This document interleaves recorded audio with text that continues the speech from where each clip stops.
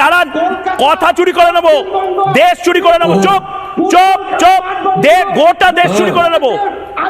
আমাকে বলুন এটা কোথাকার অসভ্যতা, এটা কোথাকার অসভ্যতা। পুরো ভারতকে মানচিত্র থেকে মুছে দেব। হ্যাঁ, ওরে বাবা।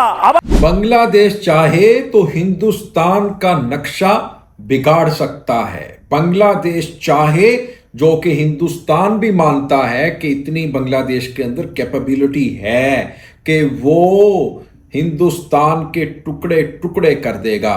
अगर बांग्लादेश चाहे तो आपके किसान सुसाइड करना शुरू कर दें, क्योंकि अगर हम आपसे आपकी प्रोडक्ट्स इंपोर्ट ना करें, आलू प्याज टमाटर इस तरह की, तो आपके किसान आपके ही मोदी को धमकियां देते हैं कि हम सुसाइड करने जा रहे हैं।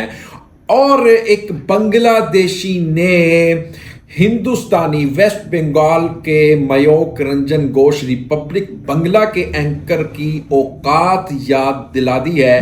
अस्सलाम वालेकुम दोस्तों, मैं हूं एहसान खान और आप देख रहे हैं यूट्यूब चैनल एहसान रिएक्शन विद एहसान। छतरोल हुई है, ठीक ठाक हुई है। किसकी हुई है? रिपब्लिक बांग्ला के एंकर मयूक रंजन घोष की हुई है। और हुई किससे है? बांग्लादेशी पॉलिटिशियन से हुई है। एक दूसरे चैनल के ऊपर, इंडिया का वो चैनल है, उसके ऊपर उनको एज अ गेस्ट के तौर पर जब लिया गया बांग्लादेशी पॉलिटिशियन को, उसमें मयूक रंजन घोष भी था। और वो ये सवाल करने लग गया, भाई बताओ, आप हमारे साथ आजकल बड़ी लड़ाई कर रहे हैं, बड़े पंगे ले रहे हैं, आपके अंदर इतनी हिम्मत है कि आप हमारे बगैर सर्वाइव कर सकते हैं, यानी इंडिया के बगैर आप सर्वाइव कर सकते हैं? बांग्लादेशी पॉलिटिशियन से ये सवाल कर रहा है मयूक रंजन घोष। तो हम चाहें तो आपको 1 महीने के अंदर अंदर भूखा मार सकते हैं, हमारे बगैर आप कुछ भी नहीं है, यानी मयूक रंजन घोष उनको कह रहा है, बांग्लादेशी पॉलिटिशियन को, जिसको इनवाइट किया हुआ है इस प्रोग्राम में। फिर उसने जो जवाब दिया है ना, उसने तसल्ली की है, उसने ठीक ठाक मयूक साहब रंजन घोष की ना धुलाई की है। जैसे धोबी कपड़ों को नहीं धोता, वॉश करता है, उस तरह धोया है उसने। फिर वो कहता है आखिर में, स्टॉप स्टॉप स्टॉप स्टॉप, चुप करो चुप करो चुप करो। लेकिन भाई वो नॉन स्टॉप वो बोलता गया और छतरोल करता गया।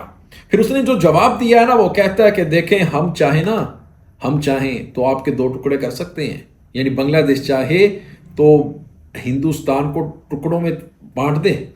अगर बांग्लादेश चाहे आपसे कोई भी आपकी प्रोडक्ट्स इंपोर्ट ना करे, परचेज ना करे, और आपके जो किसान हैं वो भूखे मर जाएं, आपका नक्शा बदल के हम रख सकते हैं, आपकी हुकूमत भी मानती है।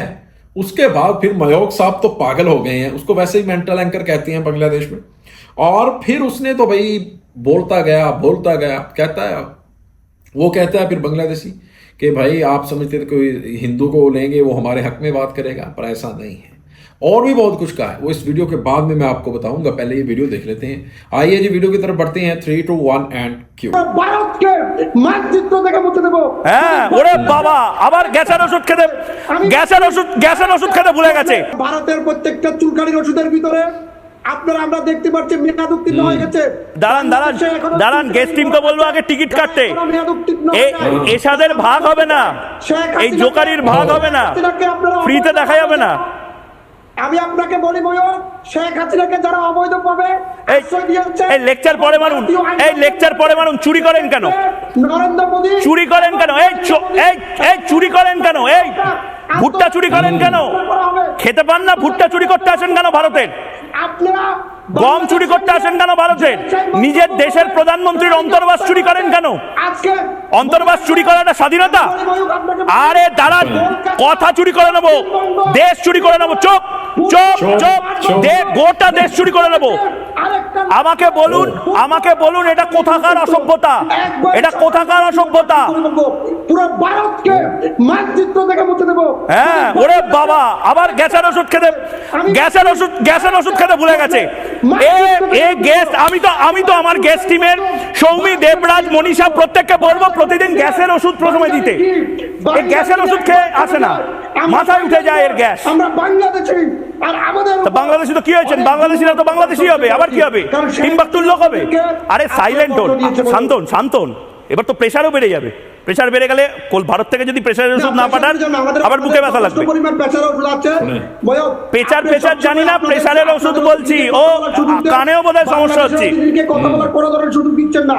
পুরো কলকাতা, পশ্চিমবঙ্গ, ত্রিপুরা, আসাম, এই যদি বাংলাদেশে আরেকটা লাখ করে এই যে স্থানগুলোকে, এই রাজ্যগুলোকে শ্মশান ক্ষেত বানিয়ে দেওয়া হবে, ফুটবল খেলার মাঠ বানাবো।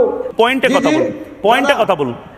আপনাদের মোহাম্মদ ইউনূস দেশটাকে চালাতে পারছে না, আর উল্টো দিকে ভারতের অসম লড়াইটা লড়তে হচ্ছে। वाह वाह वाह वाह, क्या बात है भाई, क्या बात है। किस तरह से उन्होंने उनको जवाब दिया, ठीक ठाक उन्होंने भाई रगड़ा लगाया है। और ये मैं कहता हूँ लाइव शूटिंग हो रही थी। ये इतना मज़ा तो फिल्म देखते हुए नहीं आता जिस तरह से उसने मयूख रंजन घोष की ठुकाई की है, जिस तरह से उसको लाजवाब किया, उसके पास कोई जवाब ही नहीं आ रहा था। किस तरह से उसने बताया है कि भाई साहब हमारे में बड़ी हिम्मत है। उसने फिर त्रिपुरा, असम, मेघालय, वेस्ट बंगाल उसने फिर बताया, और उसने फिर बताया कि भाई हमारे पास इतनी हिम्मत है, हम आपका नक्शा बदल सकते हैं, हमारे पास इतनी कैपेबिलिटी है, हम 2 टुकड़ों में तकसीम कर सकते हैं, और आपके जो किसान हैं वो भूखे मर सकते हैं अगर हम परचेज ना करें उनकी जितनी भी प्रोडक्ट्स हैं जो आती है, वो फिर आप कैसे रह सकेंगे। यानी जो वेस्ट बंगाल के एंकर थे ना, रिपब्लिक बंगला के, मयूख रंजन घोष, वो पहले उन्होंने पंगा लिया ना, पंगे का जवाब पंगा। उन्होंने कहा कि भाई आप हमारे बगैर नहीं सरवाइव कर सकते, हम 1 महीना आपको कुछ ना दें तो आप तो भूखे मर जाएंगे, आप हमारे साथ लड़ने की बातें करते हो। यानी उसने पहल की, आगाज जो स्टार्ट किया है वो मयूख रंजन घोष ने किया, फिर बांग्लादेशी जो पॉलिटिशियन ने फिर उसका जवाब दिया, और जवाब जो दिया वो आप लोगों ने सुन ही लिया। मज़ा आ गया भाई। आपको कितना आया भाई बताइएगा कमेंट सेक्शन में। लेकिन देखें, जो बांग्लादेश है वो हिंदुस्तान का डिपेंडेंट नहीं है, वो अब इंडिपेंडेंट कंट्री के तौर पर है। अब शेख हसीना की वहाँ पर हुकूमत नहीं है, वहाँ पर अब नया बांग्लादेश है, प्रोफेसर मोहम्मद यूनुस की रजीम है, और हिंदुस्तान वाली जो हुकूमत थी वो वहाँ से ख़त्म हो गई है, और उसको उन्होंने वहाँ से उठाकर बाहर फेंका है। अब भाई साहब जैसे को तैसा, अब आप रिस्पेक्ट करोगे तो आपको भी रिस्पेक्ट मिलेगी, अगर आप आगे से गाली दोगे वो आपको कभी भी फूलों के हार नहीं पहनाओगे, कभी नहीं पहनाएंगे। अब आपको उसका जवाब उसी ज़बान में दिया जाएगा जिस ज़बान का इस्तेमाल आप करते हो। अब देखें, वो साउंड जो ग्रेनेड बम होता है ना, वो साउंड ग्रेनेड, वो भी बीजीबी को अलाउ कर दिया है बांग्लादेश ने। और फिर बांग्लादेश की जो हुकूमत है उसने कहा है कि भाई आप सी एंड शूट के ऑर्डर भी दे दिए हैं। बॉर्डर के ऊपर अगर कोई इस तरह क्लैश होता है जिससे खतरा हो अपनी जान बचाने का, तो आप गोली चला सकते हैं। ये बड़े ऑर्डर हैं, बड़ी खबर है। तो आपका दोस्तों क्या कहना है इस वीडियो के बारे में बताइएगा कमेंट सेक्शन में। मिलेंगे इंशाल्लाह नेक्स्ट वीडियो में, तब तक के लिए अल्लाह हाफिज़।